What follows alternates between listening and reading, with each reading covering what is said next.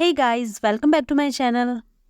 तो दोस्तों, आज हम म्यूजिक इंडस्ट्री का नक्शा बदल देने वाले सिंगर नाज़िया हसन के बारे में बात करेंगे, जिन्होंने भारत में ऐसे कई रिकॉर्ड बनाए जो आज भी मौजूद हैं। महज 15 साल की उम्र में इन्होंने स्कूल यूनिफॉर्म पहनकर फिल्म कुर्बानी का मशहूर गाना आप जैसा कोई मेरी जिंदगी में आए रिकॉर्ड किया था, जिसके लिए इन्हें बेस्ट फीमेल प्लेबैक सिंगर का फिल्म फेयर अवार्ड भी मिला था।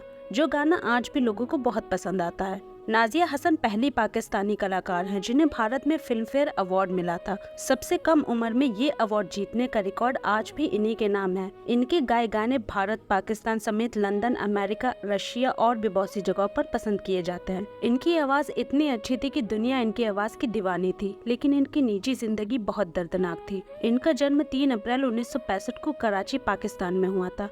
ये पाकिस्तान के नामी बिजनेसमैन बासिर हसन और सोशल वर्कर मुनीजा बासिर की बेटी थी। कराची में जन्म लेने के बाद इनकी परवरिश और पढ़ाई लंदन में हुई। नाज़िया हसन की मां और जीनत अमान बहुत अच्छी दोस्त थी। एक दिन जीनत उनके लंदन वाले घर पहुंची और बातचीत के दौरान जब नाज़िया ने गाना गाना शुरू किया तो जीनत को काफी पसंद आया। उसके कुछ दिन बाद जीनत ने मुनीजा को कॉल किया और कहा, प्रोड्यूसर और एक्टर फिरोज खान नई फिल्म बना रहे हैं और उन्हें इसके लिए एक नई आवाज की जरूरत है। मुझे लगता है कि नाज़िया की आवाज उन्हें पसंद आएगी। नाज़िया की मां ने पहले बार में इनकार कर दिया, क्योंकि मुसलमान परिवार की लड़कियों को इतना खुला माहौल नहीं दिया जाता था। इनकार सुनने के बावजूद जब जीनत अमान ने जिद की तो उन्होंने समय मांगा। उसके बाद नाज़िया की मां ने उनके पिता से बात कही तो पहले तो वो नाराज हुए, लेकिन काफी जिद के बाद वो मान गए। उसके बाद नाज़िया ने फिल्म कुर्बानी के लिए आप जैसा कोई मेरी जिंदगी में आए गाना गाया, जो काफी फेमस हुआ। गाने की रिकॉर्डिंग यूके में हुई थी, जिसके लिए नाज़िया अपने स्कूल से हाफ डे लेकर स्कूल ड्रेस में ही रिकॉर्डिंग के लिए जाती थी। धीरे धीरे उन्हें एक के बाद एक गाने मिलते गए और इसी के साथ उन्हें तरक्की और शोहरत भी मिलती गई। साल 1991 में नाज़िया ने अपने भाई जोहिब के साथ music album camera camera release किया, जिसके ठीक बाद उन्होंने अनाउंसमेंट की कि ये उनका आखिरी एल्बम है। दरअसल वो अपनी पर्सनल लाइफ में ज्यादा फोकस करना चाहती थी, जिसके लिए नाज़िया ने हमेशा के लिए गाना गाना छोड़ दिया। 30 मार्च 1995 को नाज़िया ने कराची के बिजनेसमैन मिर्जा इश्तियाक बेग से शादी कर ली। इश्तियाक से नाज़िया की अरेंज मैरिज हुई थी। 1997 में नाज़िया ने बेटे अरेज को जन्म दिया। शादी के कुछ समय बाद ही दोनों के बीच अनबन होने लगी थी। मीडिया में ऐसी खबरें आने लगी थी कि नाज़िया के पति का पाकिस्तानी एक्ट्रेस से अफेयर है। जैसे ही ये बात उन्हें पता चली तो घर में झगड़े और बढ़ गए। ऐतराज करने पर पति उनके साथ मारपीट करने लगे और धीरे धीरे उनका वैवाहिक रिश्ता बिगड़ने लगा। नाज़िया से पहले इश्तियाक की 2 शादियां हो चुकी थी और ये बात नाज़िया के घर वालों से छुपाई गई थी। 21 जून 2000 को नाज़िया ने पाकिस्तान के नामी न्यूज़पेपर डेली जंग को आखिरी इंटरव्यू दिया था, जिसमें उन्होंने पहली बार मारपीट और पति के साथ जुल्मों पर खुलकर बात की थी। नाज़िया ने बताया कि पति मारपीट कर उन पर दबाव बनाते थे कि मीडिया में ये कहा जाए कि उनकी शादीशुदा जिंदगी खुशहाल चल रही है, हालांकि ऐसा नहीं था। नाज़िया को कैंसर हो गया था। उनके पति ने इलाज का खर्च उठाने से भी इनकार कर दिया था।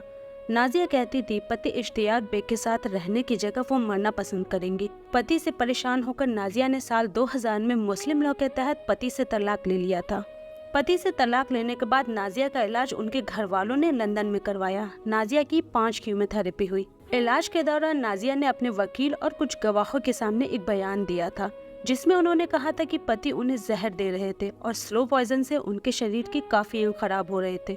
ये बात लंदन में नाज़िया का इलाज कर रहे डॉक्टर भी जानते थे।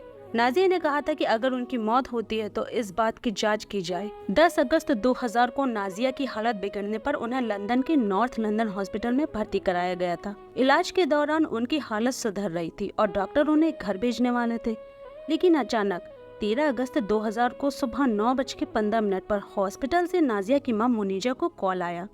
जानकारी दी गई कि उनकी बेटी जोर जोर से खांस रही है।